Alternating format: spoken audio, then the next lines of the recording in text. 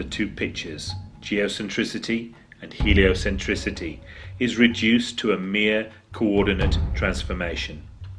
And it is the main tenet of the Einstein theory that any two ways of looking at the world which are related to each other by a coordinate transformation are entirely equivalent from a physical point of view. Today we cannot say that the Copernican theory is right and the Ptolemaic theory wrong in any meaningful physical sense. In other words, science fails to determine what the Bible has already answered. Relativity is the product of the mind that refuses law and absolutes. It is a devolved version of the naturalist perspective.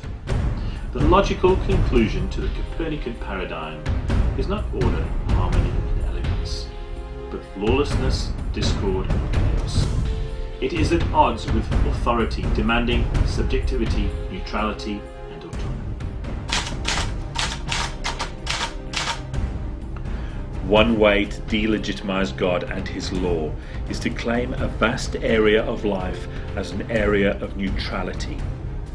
In 1984, my father, Rousas John Rushdoony, wrote an essay called The Myth of Neutrality. He called it one of the most pernicious and evil myths to plague the human race, because it presupposes a cosmos of uncreated and meaningless factuality, of brute or meaningless facts. Brute meaningless facts are not facts devoid of meaning, but rather facts that exist independently in and of themselves.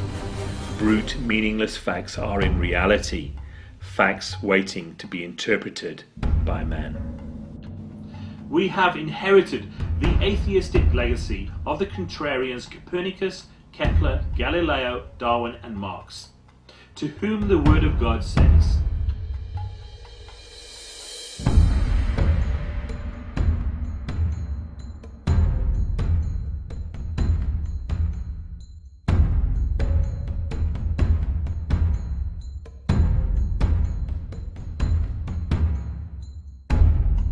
faith is the substance of things hoped for and the evidence of things not seen.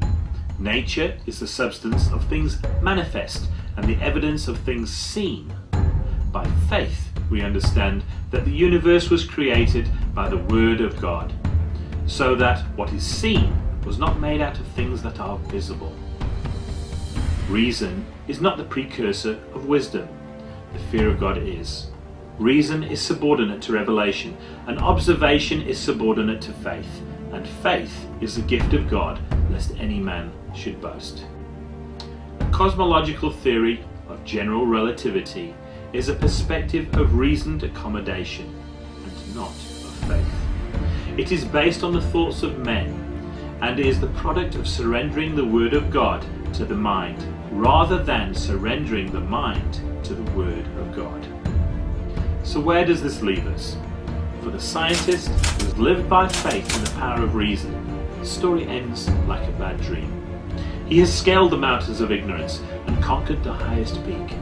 As he pulls himself over the final rock, he is greeted by a band of theologians who have been sitting there for centuries.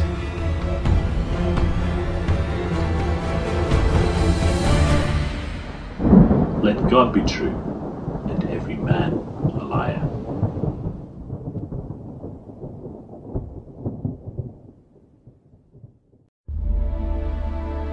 We are now approaching lunar sunrise, and for all the people back on Earth, the crew of Apollo 8 has a message that we would like to send to you.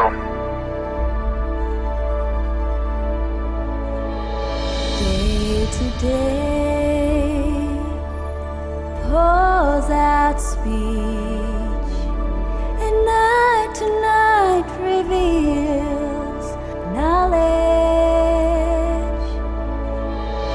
There is no speech, nor are there words whose voice is not heard.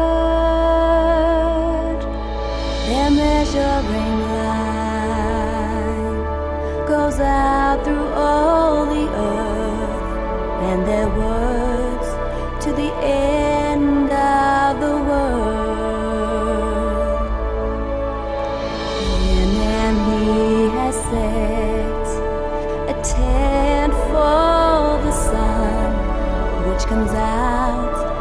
like a bridegroom leaving his chamber, and like a strong man, it runs its course with joy. Its rising is from the end of the heavens, and its circuit to the